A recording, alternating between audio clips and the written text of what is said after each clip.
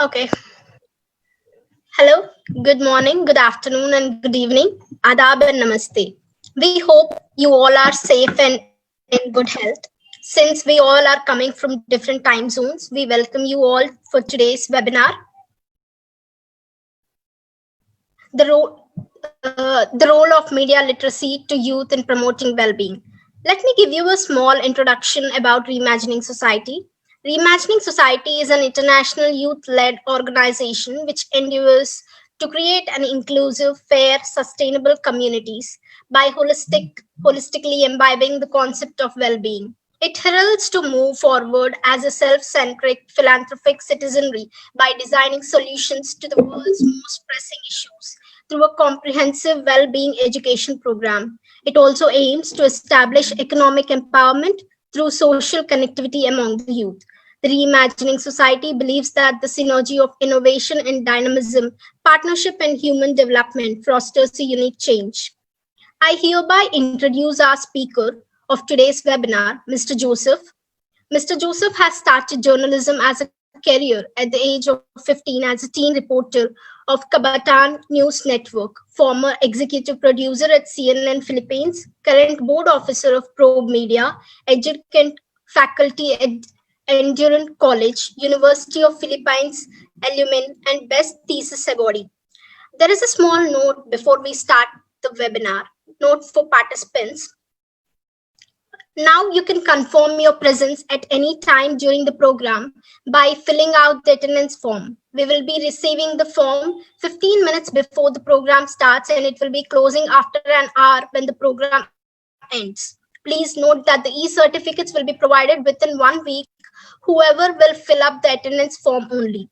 The form will be available only in the customized group. The group link with proper guidance has been already sent to the emails to all participants thrice, including today. You must have to find the group link from your email. An e-certificate will not be provided if anyone misses to fill up the attendance form during the program. Kindly check the promotional or spam folders if the email has not been found in the primary folder. We are all open to the questions now, and please do post your questions in the comment section, and do not pose political questions as we do not encourage them. By not taking much time, we are honored to have a young and dynamic person on board with us today. I welcome you, Mr. Joseph, and the floor is all yours from here. Oh, hi guys. Thank you so much. Thank you, Reimagining Society, for advocating well-being and setting up this platform to talk about media literacy. Before I share my slides, I just want to say that media literacy is a really complex topic. It's something that I teach in the academe for 1 semester, so it's really a challenge for me to discuss this in just a few minutes, in 30 minutes. So I hope you don't mind. I will just be giving a highlights of the most important topics within media literacy, and I hope I can link it to well-being, which should be, because that is the advocacy of the organization. Yeah. For those who are watching on Facebook Live, thank you so much. We received really overwhelming response in this webinar, and really thankful for that. I'll share my screen now to show you my presentation. So I think to begin with, well-being is always being tied to this current pandemic, this COVID-19 pandemic where we are right now. And I want to add a third element, which is media. I hope to unpack the relationship and connection among the three, the well-being, pandemic, and media, especially on a cultural and mental aspects of well-being. We are advocating in this group a lot different facets of well-being. I hope to focus on those two, the cultural and mental aspects, but I'm sure maybe in our question and answer later, we will be touching on the other facets and dimensions of well-being. I want to start with setting the context of this conversation. Media Print, broadcast, film, the internet are pervasive. It's everywhere, as we all know. It's influential, especially in this day and age. The word media is often used, misused, and even abused in public discourse by a lot of people. It's a word associated with many things, good and bad. But let's define in a very or plain and ordinary definition the word media. The media is term covering, more than the nightly news or the major news organizations website that we are familiar with. Media and mass media include a wide variety of context that uh, people spend their time reading, watching, and experiencing. They include these that are you're seeing on your screens right now: news program, websites, news programs, whether it's online, radio, or in print, websites, advertisements, marketing messages, video games, even your favorite music streaming app like Spotify or Apple Music. These these are different types of media. Your favorite online video streaming companies, social media posts, and those are just the things, the bullets that you're seeing right now on your screen are just the major media sources. The billboard on your drive to school is media. Similar with the signage in the storefront offering something for sale, that is media. And here's the invisible effect. That's why it's imperative. It's really important when we talk about media literacy, is that the quality and the quantity of information we engage with largely determines our perceptions, beliefs, and attitudes. And this is where the concept of literacy, quote unquote, literacy in media literacy comes in.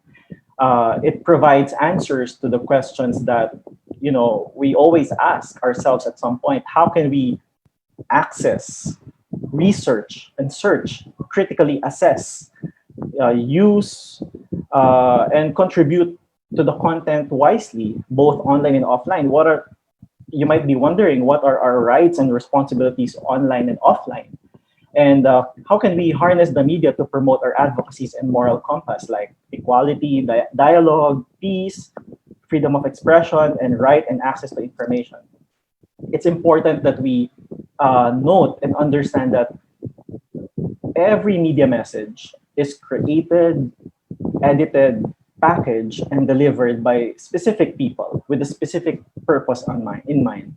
Because all media messages are constructed, and because they are constructed, they also can be deconstructed. So to do so, we can analyze the parts of the communication situation by different branches or facets.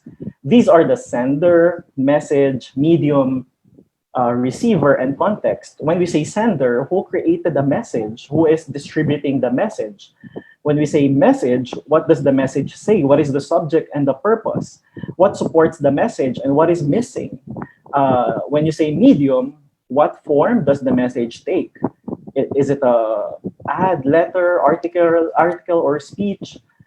Right? And when you say receiver, who is the intended audience? Who else can see, read, or listen to this message? And finally, the word context, which is a deeper level of the text, because text is just a surface. I'm speaking on a media theory lens, and context is something. When and where is the message delivered? What comes before and after, and what effect does it have? I just want to zoom out a little bit. Aside from this setting the tone, just want to give you a global perspective on where we are as a planet, if you may. We are a world with a great divide. We are connected but disconnected. People across the world are witnessing a dramatic increase in access to information and communication. However, on the other hand, on the other side of the spectrum, there are a lot of people being starved for information. Others are flooded with print, broadcast, and digital content, but Others have very minimal to no access to information, and that is really alarming because this is the great divide that we are experiencing right now in the world. We have uh, we have the best technology. However, the question would be for media literacy and media advocates out there, who can access them and how many actually in the world can access those breakthroughs in technology. If you go to a far-flung place in the Philippines, for example, the consumption of media is different because uh, you don't have a high-speed internet or Wi-Fi there. They rely on a per minute purchase of their data or internet, and that makes a huge difference in terms of access because in the metropolis that where we are living right now, internet is really not a problem. But in the far-flung regions of the Philippines and perhaps in your own countries and citizen municipalities, it's also the same.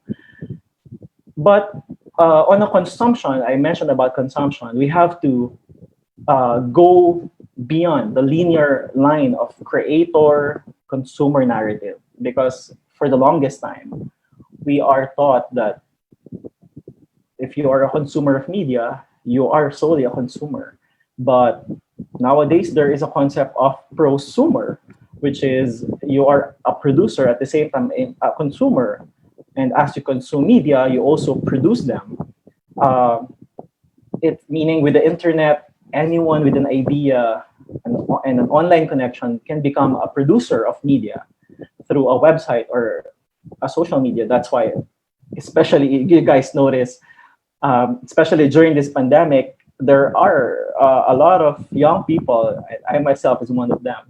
Uh, that create who create their own pages like their YouTube channel, right? Because everyone can be a producer right now, and later on we will be tackling why it's important, even if we have the vast opportunity to be producers and consumers at the same time. How can we make sure that we are producing not just quality, but fair, honest, and balanced content for media? But just to give you an idea, virtually everyone can upload content. That's why we are living in an era of media saturation. Here are some statistics from Zen Media Research in 2019 with forecast in 2020, our year right now. People around the world spend an average of 800 hours using mobile internet, equivalent to 33 days without sleep or pause. Can you imagine that we are consuming mobile internet? This is not just internet. This is internet, the type of internet in our mobile devices. It has an equivalent all over the world. It's equivalent to 30 days without sleep or pause. Television, on the other hand, remains the biggest medium, attracting 165 to 167 minutes of viewing each day. So that's how many hours you do the math.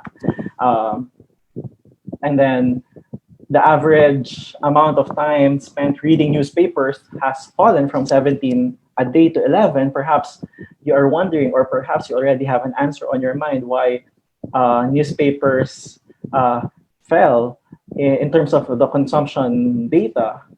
Because everyone is online right now. Precisely the point.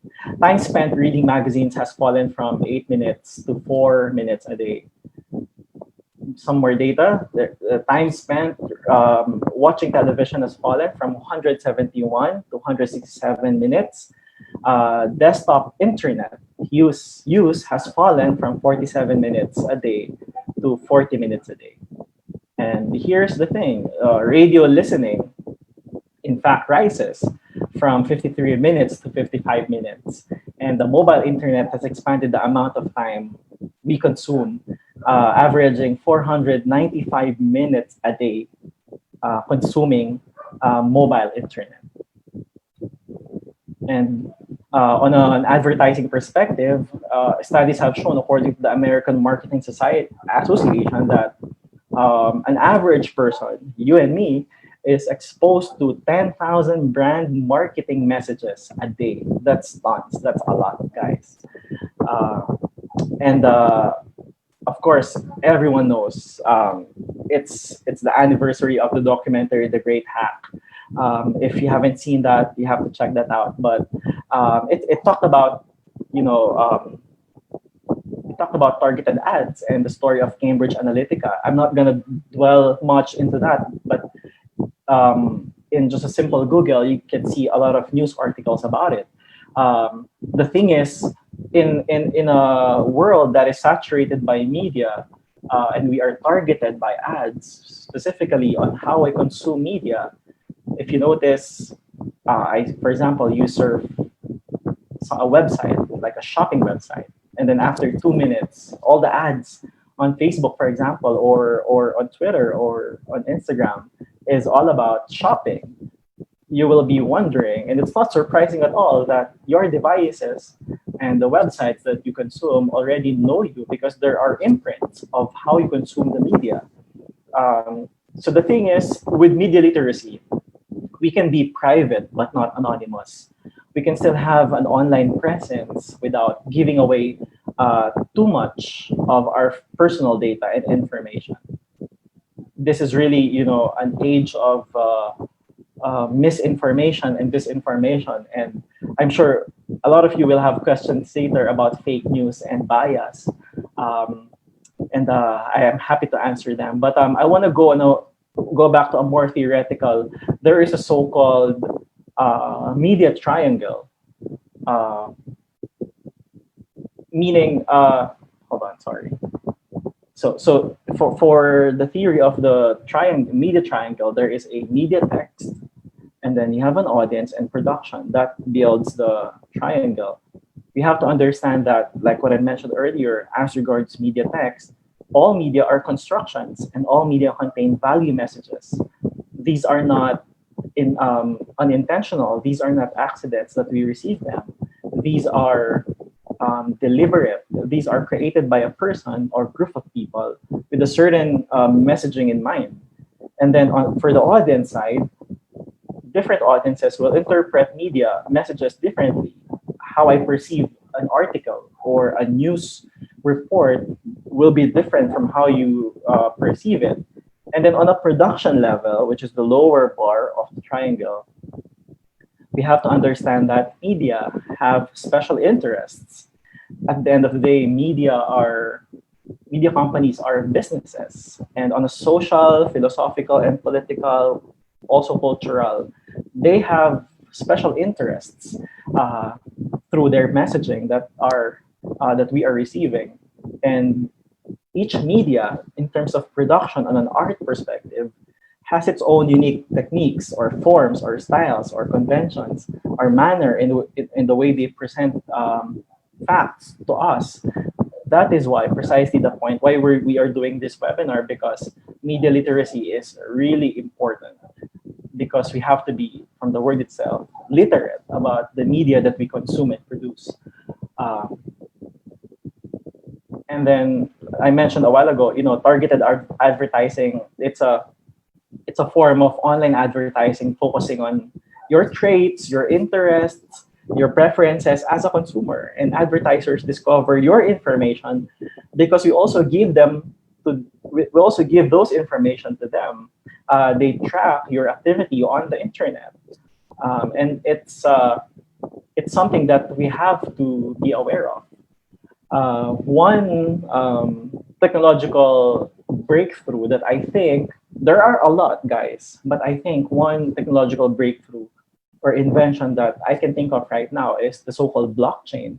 The blockchain technology is um, this is this is not centralized. This is decentralized, meaning you have computers from different parts of the world verifying and recording the information that you have. And precisely what the New York Times research and development team is doing right now, they're asking, and they just released this expanded study a few days ago. The question is, could we fight misinformation with blockchain technology? Because with blockchain technology, because it's decentralized, there is no central group or building or infrastructure or headquarters verifying and receiving and releasing data. You have different computers all over the world. It is an honest to goodness ledger, a record of transactions.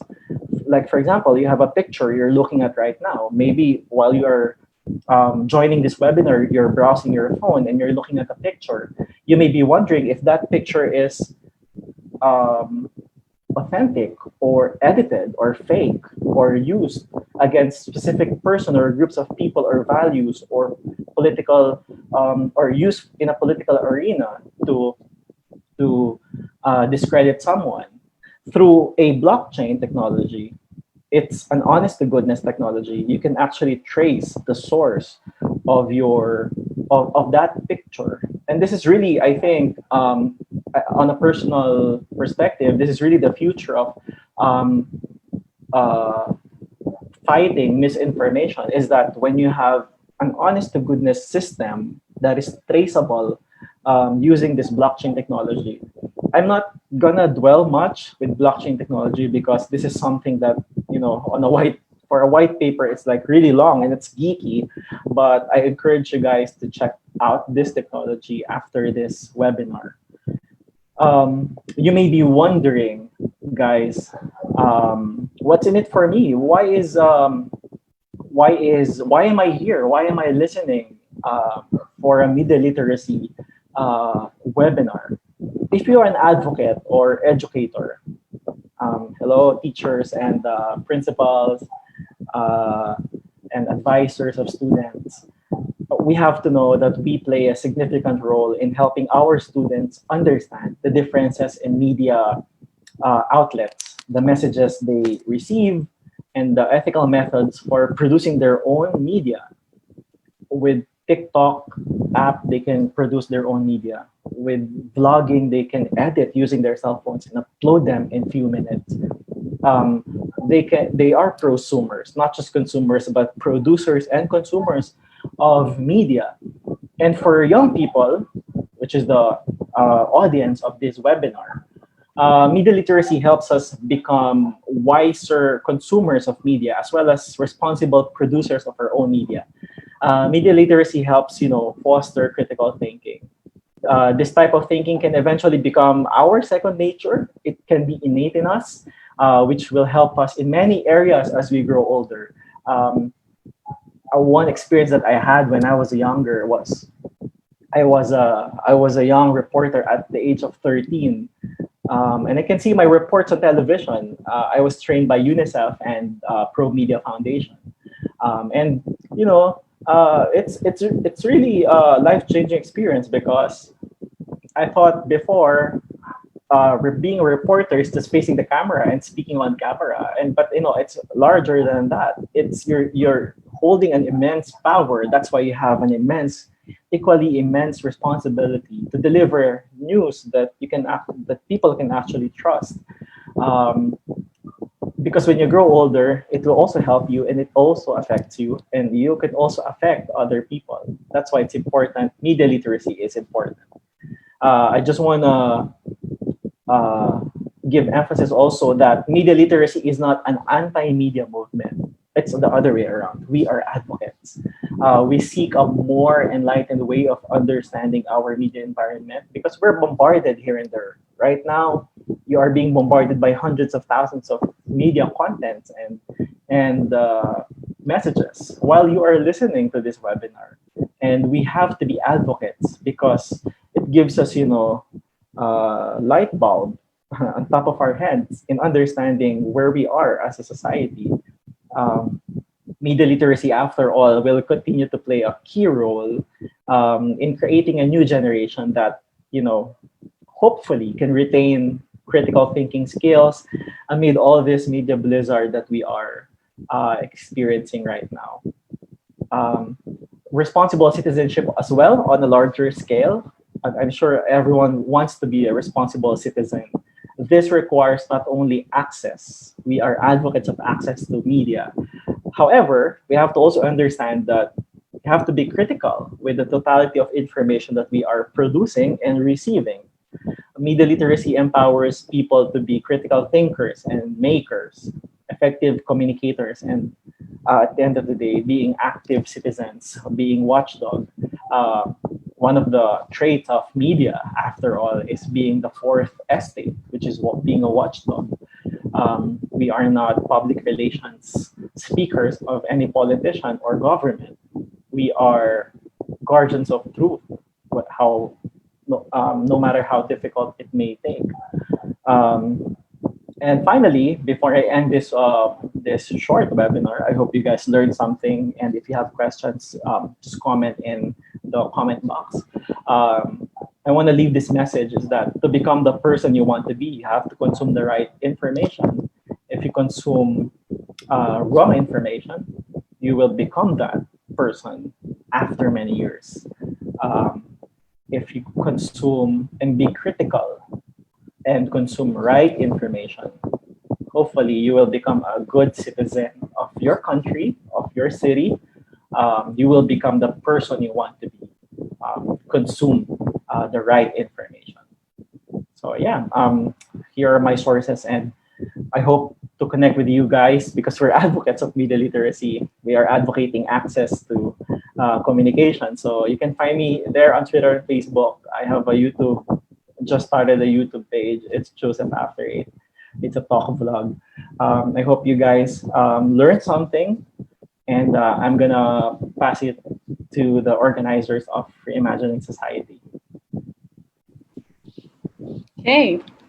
Thank you so much, Joseph, for your very insightful and succinct presentation. Well, we had the privilege to had a chat with you before this webinar today, and we learned that you actually taught this class as a part of a university course, which was 1 semester. And for you to compress all of that, a 1 semester course, into just a 30-minute presentation was wonderful. And I really admire you so much. It's an uphill climb. Yeah, well, you did such a great job. Thank you. Okay, so before we move on to the Q&A, I would like to inform the participants of a few points. So here are a few reminder, guys. So the first point is that now you can confirm your presence at any time during the program by filling out the attendance form. We'll be receiving from 15 minutes before the program and 1 hour after the program.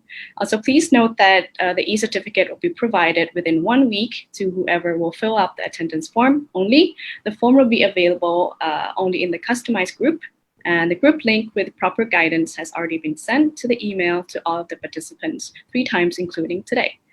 You have to find the group link from your email. An e-certificate will not be provided if anyone who did not fill up the attendance form during the program.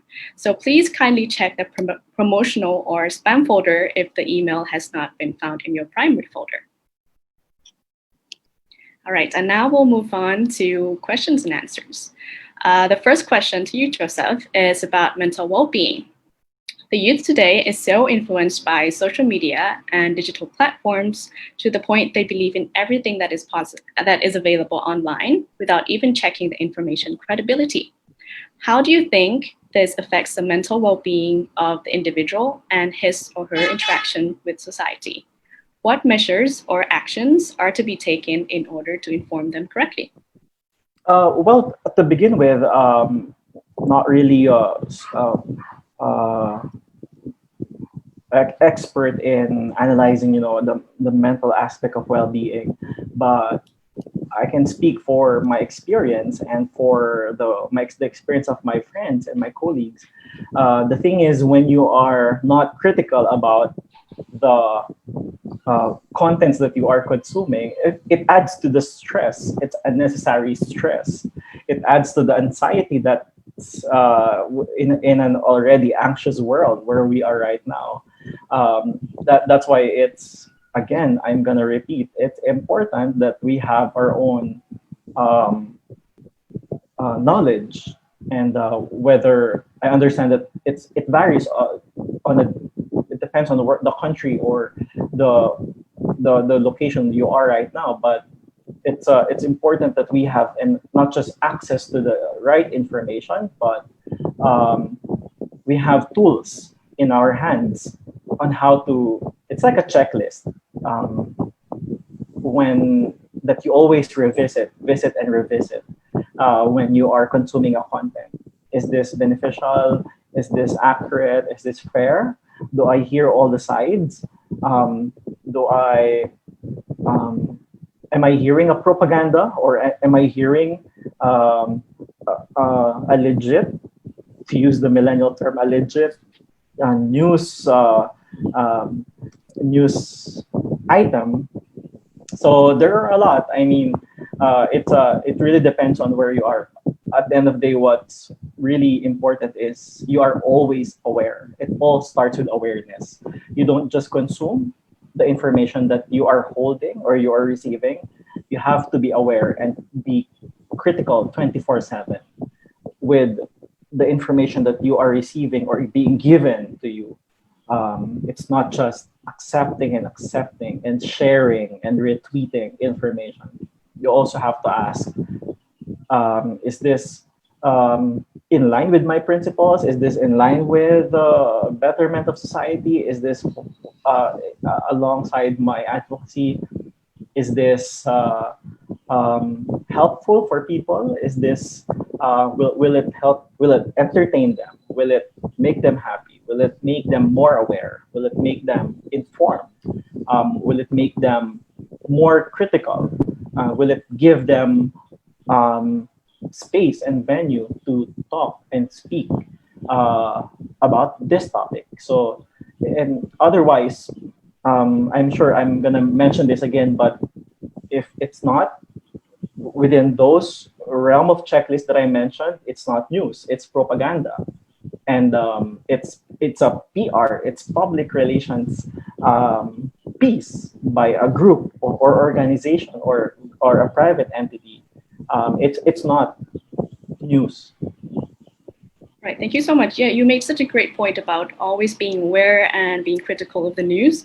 So sometimes the media use hyperbole or exaggerated headlines, and people are misled by this way, as many of them hardly read in detail inside of the news and share the link containing the misleading headline. So this leads us to the next question, which is about the group that we normally don't think about, but this is an important group nonetheless.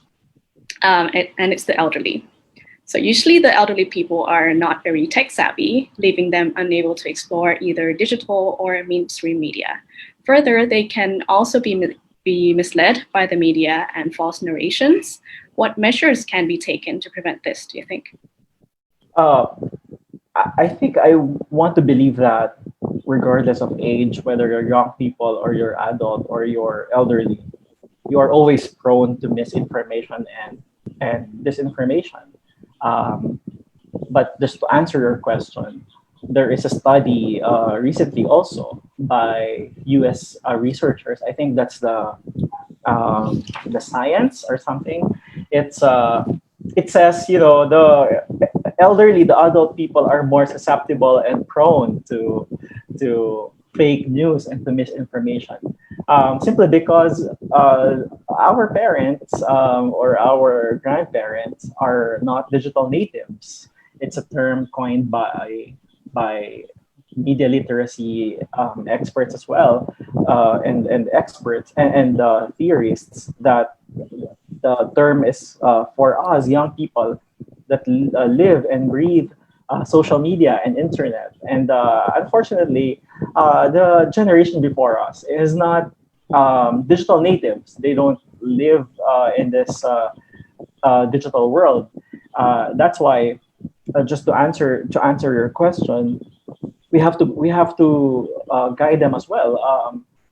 We have to be advocates as young people. We have to be advocates of media literacy. We have to speak up if something is wrong that we've seen online, if it's inaccurate, if it's not fair to the people concerned.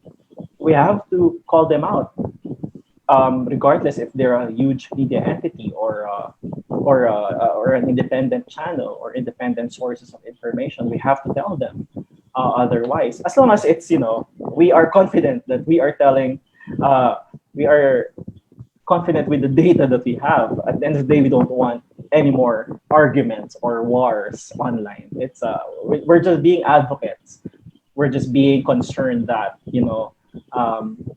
because the study by these US researchers are saying the elderlies and the adults are sharing like thousands of fake information, fake videos, because um, like what I've said, they're not digital natives.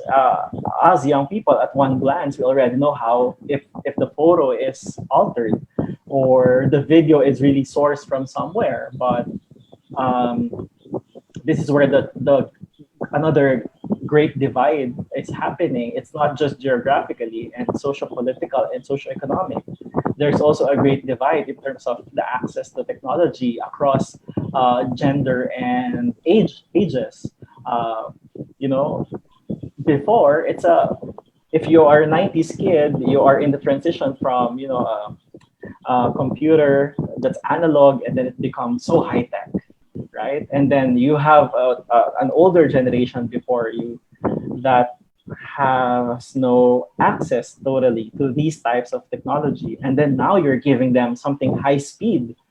So we have to be, we have to take our part and politely, of course, teach them as well. But I understand because the technology is fast emerging, they are also keeping up. And I am sure all the audience here in the webinar can relate because your parents are asking questions on how to use Facebook, how to change their profile picture, how to unfriend someone, uh, how to post and create a account on Instagram, and that's totally fine. We have to help each other, being more aware with these uses of technology. Yes, definitely. And even sometimes my parents are more technologically advanced than me. My mom has TikTok and I don't even have one. That is correct. On the other way around, it's there are families that build.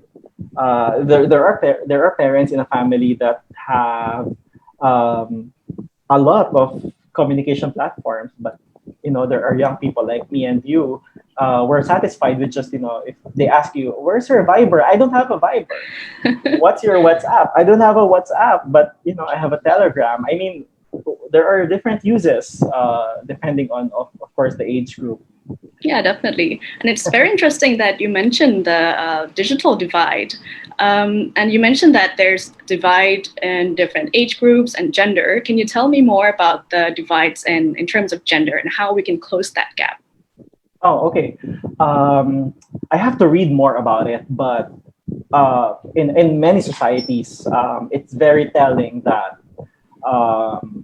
access to information are also depending on your upbringing or your gender or your age or where your family comes from. It's what you call privilege.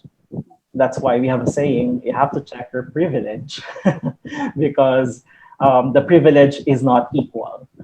Our privileges are not equal. And that's across spectrum. Your social political, your upbringing, your gender, your age, your even your money in the bank. I mean, how can you actually have an access to a high-speed internet if you can pay them monthly, right? It's how can you afford a postpaid vis-a-vis in the Philippines, it's called piso net. It's 1 peso every 15 minutes in the far-flung areas of the country. In that regard, there is already a disparity in consumption of internet and access to media. And unfortunate it is unfortunate, but this is where media literacy is coming from. How do you actually reach them if they're using a piso net that's being extended every 15 minutes? You have to drop 1 peso. Whereas in the central, more progressive parts of your country, you have high-speed internet, fiber internet. I mean, that's a great divide already. That's a very interesting insight. We have the next question, and it's related to career well-being. There are many forms of media these days, and anyone can be a content creator, or as you say, prosumer. What can we as citizen journalists do to make sure we produce high quality media with the limited resources that we have? And how can we encourage journalists and media professionals to follow an evidence-based inquiry and reporting so that they can have a well-oriented career in terms of career well-being? Okay, so it's a two-pronged question. So the first one is, with very little resources, how do we actually produce? I think the question the person asking is, wondering, with very limited resources, how do you actually produce a content that is of quality at the same time honest or ethical, right? Yes. Like what I've said a while ago, my example would always be the Philippines because this is where I live and this is where I am immersed. You have PisoNet in the different far-flung areas of the country. And then you have high-speed internet in more well-off communities in the Philippines. And that the consumption and the production of your own content differ based on your access to the internet. For communities in the far-flung, you may have to consider what type of app they have access to. You have free Facebook, right? If you don't have a data, you can still access your Facebook, for example, with the very limited features. You have your Messenger, even if you have no postpaid or you have no internet access. You just have your SIM card, for example. In some countries, Facebook is free. But so the question would be, if you are a prosumer or a producer and a consumer in that community, you have to check first, how can I reach to the widest possible areas in my community? So the first one is since we have a great divide, and it's very telling, if you are producing in a far-flung, you have very limited resources. Maybe you have to consider your podcast would be an audio format that you send on a messenger. And it's just 1 minute, because how can you actually stream a 30-minute to 1 hour podcast if your audience has 15-minute peso access to the internet? Things like that. You have to make sure that there is no gap to the production and consumption of your media. You also need to consider maybe pictures, but if they don't have access to pictures, for example, they're just using free data, maybe you just have to put a blog, not vlog, because it requires more data. You have to consider blogging, maybe, or writing something on your Facebook to disseminate more information in the community. And then the second one would be evidence-based approach, production of and consumption of media. It has to be always that way. There is no compromise to that, because otherwise you are being used by a certain individual or group of people. If you are not evidence-based, you have to make sure that you are being you when you are producing your content, because everyone else is taken. You have to be yourself. You have to make sure that it is your voice that you are using and you're not being used by anyone else. Because like what I've said, and I'll say this time and time again, if you are not truthful to what you're delivering, then you are a propaganda. You are not a journalist, and you don't deserve to carry any form of media. These are very good points. And in terms of considering the format, I can link this to the presentation that you made earlier as well, when you try to zoom in on the definition of media. And usually when people think of media, they would think of something visual and textual. But like you said, there are so many forms. It could be pictures, audio, like with blogs, or even video games. There are so many formats for people on budget who want to create quality news to think about. Yeah, and Pam, that is correct. I mean, in different societies, even music, your own composition, you can use to enlighten other people with the message that you want. And it's not something that is very limiting. If you compose your own song, and it's in different societies in the world, it's becoming a very music is becoming a huge part of movements and advocacies and advocates. It's a there are vast of options that you can use depending again on your where you are and what your where who and what your audience is. Definitely. And we can see examples of how music can be used to curb the coronavirus with the music videos created by Vietnam, for example, and it got really popular. Anyway, for the next question, we are trying to think of solutions for misinformation. And you did mention blockchain technology, but there is also another possible solution, which is fact-checking websites. Our question for you is that, what are your perspectives on fact-checking websites? Is it possible to have fact-checking websites in every country? And furthermore, can every individual have easy access to fact-checking websites so that we can cross-check or double-check its authenticity? Fact-checking is important. I mean, it is mandatory in consumption of any type of form of media. Without fact-checking, we will fall into the cracks of propaganda and fake news and misinformation and disinformation. That's why fact-checking is important. However, I respect different social-political climates of countries. There are countries that are not yet open to very open culture of media and broadcasting, for example, of information. And that's totally fine. We have different levels of growth as a country. And but on the lens, I'm using the lens of a media advocate. And I can only speak to the countries where I've been to and where I am right now, which is the Philippines. We have a lot of fact-checking websites in the Philippines. After all, we have to, I'll go back to my statement a while ago, media is a fourth estate. You have judiciary, you have executive, you have legislative, and then you have the fourth estate, which is media. Without media, they can be drowned with their own, sorry for the term, but you know what I mean.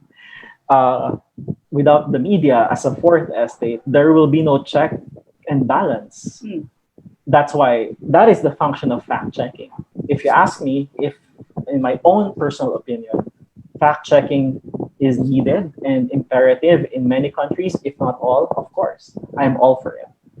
But you have to understand different setup in governance that maybe hinder these fact checking organizations to fully bloom as a website, for example, or as an organization. That's why whether it's a great divide, we have to be picking for example, Philippines does not exist on a vacuum.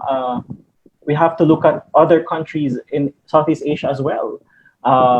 We have to be concerned with what's happening in other countries, for example, in Europe or in the Americas. That's the heart of being an advocate of media literacy. You're not just looking for your own good. You're looking for a greater level of being of quote unquote good. And that is your colleagues in the other countries, your friends, your family in other countries. Because you can be advocate in your own country, but how will you be a better advocate if when you leave your country, for example, even for a vacation, you can even have enough freedom to where you're going. So to go back to your question, fact checking is imperative. It's important. It's required, especially in democratic countries. That is part of the DNA of any democratic country. Fact checking. Definitely, fact checking is, like you said, an imperative. But sometimes media do make mistakes. There's a phrase, to err is human. So what rational or correctional steps can be undertaken by the media houses to amend for any mistake or misinformation that they might have published unknowingly? How can the media rectify the damage done on a public or an individual through miscommunication? I'm not going to speak like a lawyer because I'm not, but on a legal standpoint, there are safeguards in our law that protect individuals against irresponsible journalism. You have libel, you have cyber libel. But on a personal perspective, this is what I can tell you is that um, in democratic countries, the Constitution says no law shall be passed abridging the freedom of expression and of the press. Um, and that's why you are a fourth estate. Media is a fourth estate. You are fact checking. You are checking and balancing the other functions of the other branches of government. But if you commit a mistake, that's not the end of the world. I mean, as a journalist, it happened to me many times. I'm not gonna dwell into details. I think Pam, you know this, but but uh, what you can do is to then that's why you have the concept of erratum and errata in newspapers. The next day, when you commit a mistake and you realize it's an honest mistake, there's no malice to it. You have to apologize to the person or to the person involved. If you are broadcasting live and the air is human, as you know, we are humans in the newsroom. We commit mistakes. As long as it's not deliberate and intentional, there's always an opportunity to correct your report the next nearest broadcast, perhaps an hour after or a few hours after, or the next morning in your morning show. You have to apologize and say sorry. And it doesn't hurt if you, for example, show up to the person aggrieved, to the aggrieved party or aggrieved person to apologize personally. You have to say sorry because that is actually life and death. Like what I mentioned, it's you are broadcasting, you are being welcomed by millions in households. What is more intimate to have a television? What is more intimate than having a television or radio or internet or website in the comfort of your own home? While you're eating dinner, you're watching the news. In the morning, you're browsing your favorite or your preferred news websites for news. That is really personal and that is really powerful. That's why great power, you have great responsibility as well. That's why you have to be extra careful. And if our audience right now wants to be a journalist someday, it's a cutthroat job. It's a tedious job. It's a thankless job. You have to make sure that you are up for it. You have to make sure that you have the heart and the mind and the body to tell the truth, no matter how difficult it will be. It's like it's such a very high responsibility by the media. I just read this information that because of how our brain remembers information, we suffer from false memory sometimes. And the problem with false memory is that, especially when it comes to misinformation, fake news, is that it is easier to create a memory than it is to change one. So when a news channel report misinformed news, readers are more likely to remember that report than to update their memory of it later. So the role of the media is so important to report it right the first time, and if not, like you said, quickly correct it. So this brings us to the next question. Besides being passive consumer of news, what active roles can we play to ensure news reportage is correct? How can we hold the media accountable to misinformation so that we will not unintentionally harm others by sharing distorted news? Mm-hmm. Well, again, I'll circle back to my previous statement. We are fourth estate. We're holding this power and responsibility. And the media all over the world, media agencies all over the world have their own manuals and handbooks, their ethics in journalism. In the Philippines alone, you have the KBP or the Broadcasters Group of the Philippines. You have the MTRCB or the regulating arm of the government for movies and television that classifies the type of programming on a certain time and day. And those are the things that we can work together. I mean, we are not enemies of government. We can work together because we have the same goal, which is the betterment of society. The problem is it's not always the fault of media. If you are a truthful journalist, you are not deliberately delivering false information. And I'll go back to what you said, Pam, that you always have to apologize if you commit something which is an honest mistake, whatever it takes. But if it calls, the rule of law, you have to also face it, because there are different laws of the land that you have to follow. Depends, of course, on the damage that you cause to the person. But at the end of the day, it has to be a free movement. Media literacy has to be an advocacy. It has to be a movement of us in teaching young people and adult alike on how to hold power to account, whether it's media organizations or the government. Because how can you be a good fourth estate if you're not ethical and responsible as well? And I'll turn the table.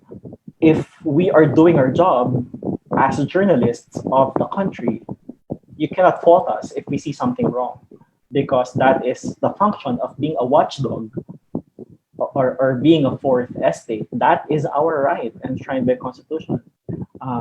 We're just doing our job, and politicians don't and can't be onion skin about these things, because we are reporting as it is, no more, no less. Right. That's a very comprehensive answer. Thank you so much. So now we are moving forward with the questions from the audience. We are actually getting on an overwhelming response from the audience. So we are limiting the questions we take from the crowd. And the first question, let me see, is, okay. First question is from Michaela. How can millennials lead the youth to create small to huge impact on well-being in the society through social media despite the global crises? Sorry, can you repeat that? I Yes. got it choppy. Okay, sure. Can you hear me? Yes, it's clear now. Perfect. Okay, so the first question is from Michaela. How can millennials lead the youth to create small to huge impact on well-being in the society through social media despite the global crises? Oh my goodness, you have to use your social media responsibly. You can't anymore contribute to false information, to misinformation, and to disinformation or fake news. That in itself is a powerful tool when you are, especially for those who are very influential on social media. We are ordinary people in this room, but there are a lot of influential young people that has a platform on YouTube, on Twitter, or Instagram. You guys have to use that. I encourage you to use that for the greater good, which is advocating media literacy. You have to tell the truth. You have to tell honest to goodness stories. You have to be advocates of truth telling. You can't be used by propaganda. You can't be used by personal and dark interest of anyone. You have to use your own voice. You have to speak up. You have to call out systems. You have to call out governments. You have to call out organizations and groups of people when they commit something wrong. But using your social media, like what I've said earlier, you can be a good example in using your social media. Share stories that are accurate, fair, and balanced. Share stories that are beneficial to the greater number of people. It doesn't hurt to share memes once in a while.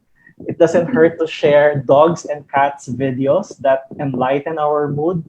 But at the end of the day, it has to be more impactful, which is that can drive conversations. You have to speak up. Use your platform. Use your hashtags responsibly. And don't let anyone speak for yourself. Exactly. Voice is power. Okay, so we have the next question from our audience, and it is the question from Dionita from Indonesia. Nowadays, In new media literacy, people sometimes use emotional appeal, such as fear, warmth, humor, and etc. Do you agree with that ethically? Will it have a good or bad effects, especially in promoting well-being? Well, if it's a well, you are standing on a very fine line of bias and being truthful to what you're saying. If it depends on the school of thought that you are subscribed to. I have produced um, and work with news anchors that have different perspectives on that. I had an anchor before that I work with who has no tone at all when speaking, because we are always afraid that when you're giving a certain tone, like intonations and emphasis to words, you might be accused of being biased, or perhaps she is just like that. And then you have a very animated and very bubbly anchor that even the news of the day, like murdered someone or uh, bank heist or robbery, it sound like a lifestyle. It sounds like a light story. But at the end of the day, as long as it's not intentional, uh, because bias is difficult to detect. Bias is a huge topic that I will not have I will not have enough time to discuss right now. But there are a lot of indicators of bias, and sometimes of of the question given is one of those. I mean, sometimes bias by omission, like when you remove intentionally something to create a nicer feel to it, it's already bias. Or bias by emphasis, which is the other way around.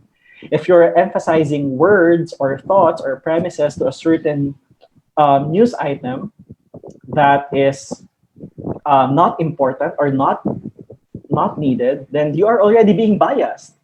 Uh, Biased by the use of language. That's why you have to be careful by using your languages. Uh, a freedom fighter can be a terrorist to someone, and that's a very political statement. It's gonna have another discussion and platform. Biased by photos, biased by sources, biased by headlines, even the selection of words, it is already biased.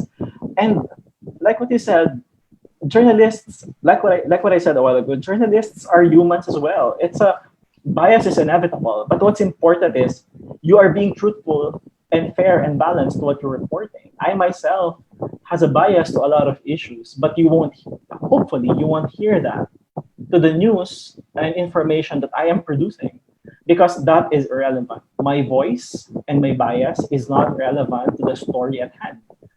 That's why you have to make sure your bias is not getting in the way of being truthful to the media that you are producing. Already learning a lot from you that there are so many shapes and forms of bias, even in what you say or not say.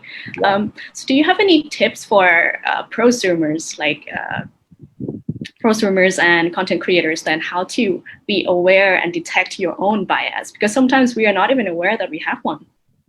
Well, you have to be extra aware. Sometimes, and it's totally understandable. We are all humans, but that's not an excuse to be truthful. We have our own biases. I'm not going to be ashamed to say that I have my own biases, and that's okay. But again, that is not needed. It's irrelevant to your practice of journalism. You can be advocate of good journalism without being biased. You have to tell the truth as it is. You have to make sure that you are telling the right story. You are showing the right angle. You are speaking to the different sides of the story. You're showing the different sides of the. You're covering the different sides of the spectrum of the story. You have to make sure that your bias doesn't reflect to the news writings that you are producing or the news that you are reading, whether it's biased by omission, like what I said, headlines, biased by repetition, biased by numbers or statistics. Otherwise, if you want to be biased, then don't claim yourself as a journalist, because you are not a journalist if you're biased. you can tell yourself that you are a propagandist and a PR machinery of someone, but don't taint the reputation of thousands of hundreds of tens of thousands of journalists all over the world that are working 24/7 for the betterment of their societies by just using the word because it's comfortable. Mm. Thank you for that. And the next question is related to bias and perception, but this is in terms of us as a news consumer. So this next question comes from Alton Huenda. How do we correctly interpret contents of a media article, considering that every one of us has their different way of understanding anything that we read, especially on the internet? Again, sorry, the first part of the question. Yes. How do we correctly interpret contents of a media article, considering that every one of us has our own different way of understanding anything that we read, especially on the internet? Oh, that's why I've shown you guys the media triangle. Because on the audience side of the triangle, it is open to different interpretations. It's not as if it's gospel truth already when someone received it. It may come and to someone that on a different interpretation, and that's totally fine. That's why, as media advocates, it's our job to make it understandable as much as possible. If you're using highfalutin and difficult words, then you have to join Merriam-Webster and not a news organization.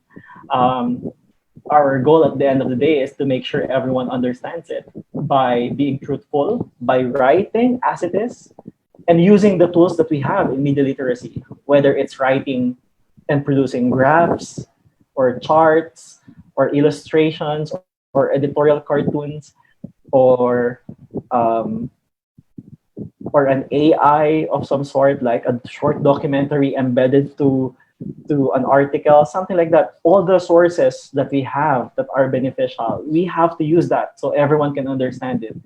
But how can you please someone who is close-minded anyway?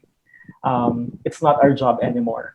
We have to make sure that our job as journalists is to make sure we are delivering the truth as it is, no matter how fearful it is, no matter how difficult it is. You have to make sure you're delivering it well and right and truthful and honest and fair. Journalism sounds like a very tough job, but a It's very difficult. important one as well. The next question comes from Leo Martin Sellen. And the question is, print media is slowly losing its spot in the media industry due to the loss of market caused by internet, like you mentioned. On the other hand, TV and radio stations nowadays broadcast their shows on the internet. Do you think it is possible that publishers and broadcast stations will close because people now engage themselves on the internet where they can simply select the shows and music they want to be entertained? I don't think so. If you are in this room, in this Facebook Live, if there are media educators, I'm sure there are a lot. Comment down below if you are. And you guys will agree with me. There is already a media convergence. You don't have to choose one over the other. You can consume television while browsing your website. Even your television has Netflix, has an internet connection. You can browse. You have Chrome, Firefox on your television. There is already a concept of media convergence, and the media literacy teachers here in the room know that. And the media literacy students also know that. This concept of media convergence. You don't have to choose one way over the other. You can consume them all together. In terms of consumption, you can, it's very fluid. You're watching television during breakfast, but when you ride your car, you switch to your Waze, and then you switch on your radio to listen to news or music. And then when you arrive in your work or school, you quickly browse your cell phone. You're using your mobile data before going to the class or work. And then when you got home, you switch on again the television or binge watch at the end of the day. And then after a long day, browse your Twitter and Facebook. I mean, these are separate occasions, but they are interconnected. That is the concept of media convergence. You wouldn't know if you are not aware. But altogether, I have to ask you, how many platforms have you consumed today? How many websites have you consumed today? If you are not aware, you wouldn't give me an answer right now. That's why media literacy is important. We have to understand that we are deliberately using these platforms, hopefully for the good of ourselves and for the good of others. Yeah, that's a very good point as well about media convergence. As I think back to your question, I can't even count how many channels or forms of media I'm consuming per day. And this leads me to the question that I have about mental well-being, mental health well-being, that it seems like nowadays, as the more we consume information from all kinds of digital media and from like tablet, computers, TV, audio, do you think it can get overwhelming, and how does it affect our mental well-being? And how can we consume the news in such a way that we can maintain a healthy mental well-being? It is already overwhelming, and you guys know that. Everyone will agree. It's inevitable. Just like fake news, it's just there. It always has been there, but the manner of how it's distributed and the speed of how it's being received by people, it's that's the only thing that changes over time. But let me go back to your question. I am not an expert again in cognitive science, but I can speak for myself and for the experience of my friends that I've seen. It's always okay to log off. It's always okay to turn off your data. It doesn't hurt once in a while. It's not being escapist to remove the apps or the subscriptions that don't help anymore. It's part of wellness and well-being. You have to take care of yourself. How can you be a good and productive citizen and media literacy advocate if you don't even know how to take care of yourself? You have to start with yourself, and then you have to spread the right information to others, and hopefully they will follow suit. So that's the one thing that I'm doing personally. I shut off and shut down my computer once in a while. I have to hold a tangible book instead of ebook or Kindle. I have to drop and keep my not drop. I have to keep my laptop once in a while, and my phone once in a while is on airplane mode. That's all part of being well-being, and that doesn't hurt your advocacy. You have to take care of yourself first, because we can be good examples by being good with ourselves. This is an important message, actually, to take care of yourself so that you can be a good advocate for the message that you want to spread. Actually, this is the last question. What advice can you give to young people who see social media as a platform of popularity, only as misinterpretation of self-expression? As educators and parents, how can we let them see a different perspective of social media responsibility? It's a complex question. I want to get it right. Can you repeat it? Yes, of course, no problem. I think this is a two question and a big question. Okay, so let's go with the first one first. What advice can you give to young people who see social media as a platform of popularity only as misinterpretation of self-expression? Okay. I have nothing against influencers online. They are well established right now. They're earning millions by being influential online, and that doesn't hurt. But what I can observe right now is there is an ever-growing awareness that if you are influential online, you have to use it for greater good. If unfortunately, if it's too much, the call-out culture is also bad. If you are not using the hashtag popular to your country, you are being bashed online. If you're not commenting in this for example, in a very polarizing political topic in your country, you are being canceled. People unsubscribe to you. So this is a very difficult weighing part of being influential online. I am not influential online, and I'm sure there are many more watching and listening right now who are influential, and you guys can agree to me that it's always a daily struggle to weigh in your reputation as a social influencer at the same time being hashtag woke. But the thing is, you can only do so much. You can't be hard on yourself. If your channel is fashion, you can't campaign against the government all the time. But if you have a platform, what I can say is you have to use it for good. Find creative ways. There are a lot of creative ways to use your platform for the greater good. If you have hundreds, thousands of followers on YouTube, why don't you insert an important hashtag that you believe in, so people can be redirected to the hashtag and learn more about it. It doesn't hurt.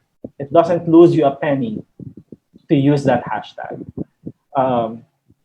So it's also this is but if it's too much on the other side of the spectrum, guys, please don't call out. I mean, there are many people getting affected, young people getting affected because of the call out culture. It's so bad online. If you're saying someone is canceled because they're not doing it the way you want to do it, it's bad. There are a lot of ways, creative ways, to be expressive and to use your platform for good. Okay, and now we're going to tackle the second part of this question, which is, as educators and parents, how can we let them see a different perspective of social media responsibly? Educators and parents to young people, you mean? Yes. Yeah. Well,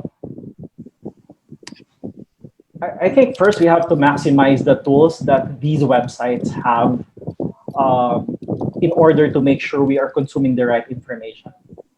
In all fairness to Facebook, they are getting more aggressive in blocking fake news, for example, and fake accounts.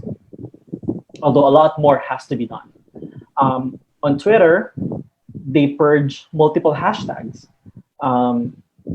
You can also see greater movements on Twitter when, for example, a K-pop stan hashtag overpowers another campaign, right?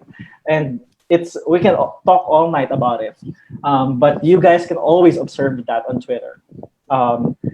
But I think for the parents and educators, what's important is it depends on the country where you are. If there is a great access to information and internet and data to where you are, you have to give due freedom to your young people and students to access it. Use the tools that these websites have in order to make sure that the young people's consumptions and the children's consumption, if they are minor, are beneficial to them. There's an auto block of fake pages.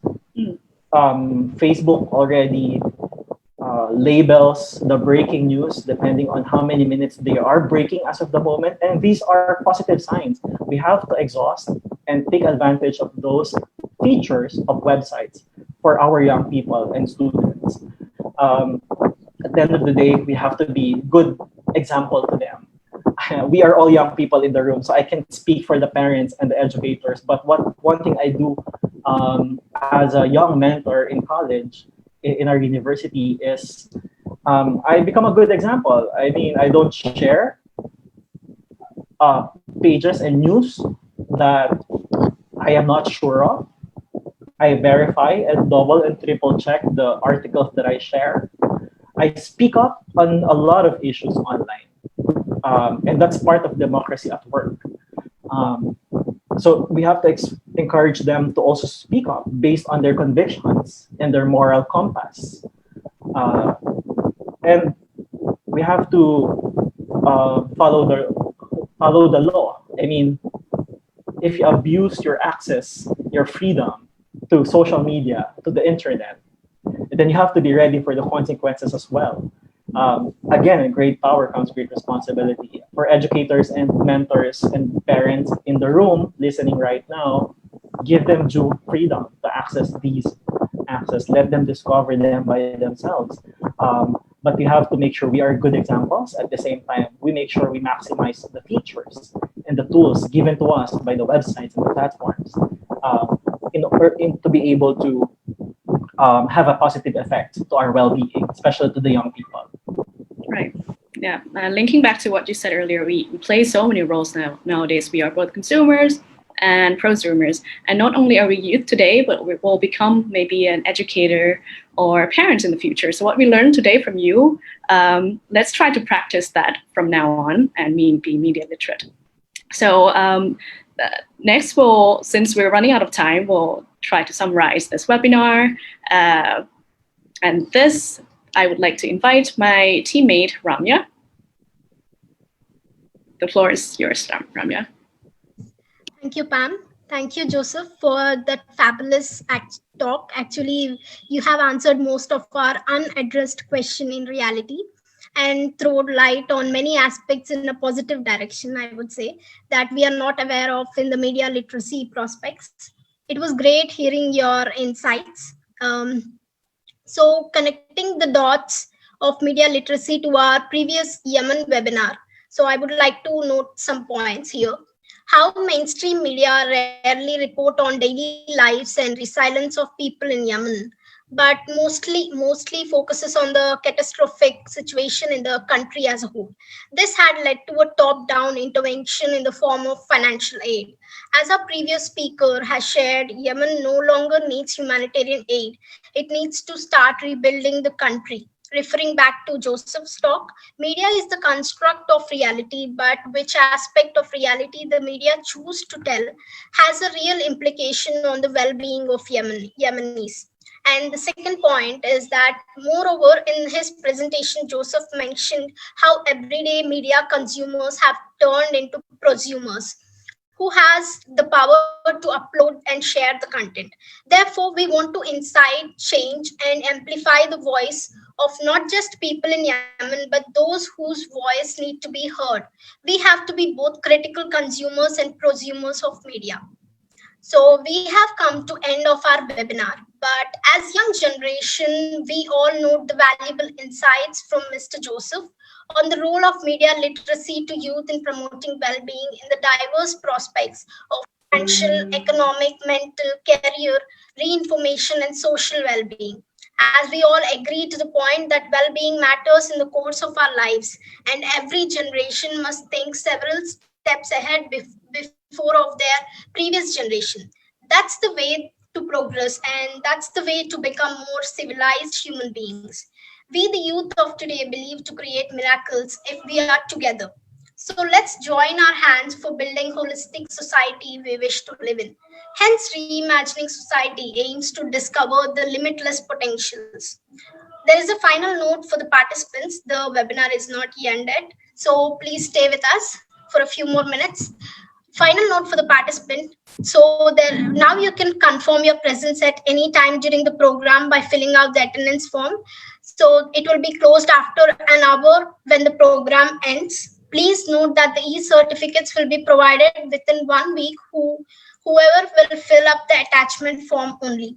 The form will be available only to the customized group. The group link with proper guidance has been already sent to your emails of the participants thrice, including today. You must have to find the group link from your email.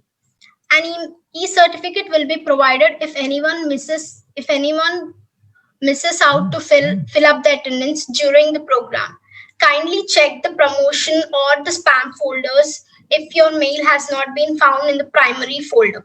So we are not yet done. So finally, we shall wrap up today's webinar with a photo session with the speaker, and it's an invitation to all the participants to take a selfie photo showing their support to the well-being and elimination of fake news.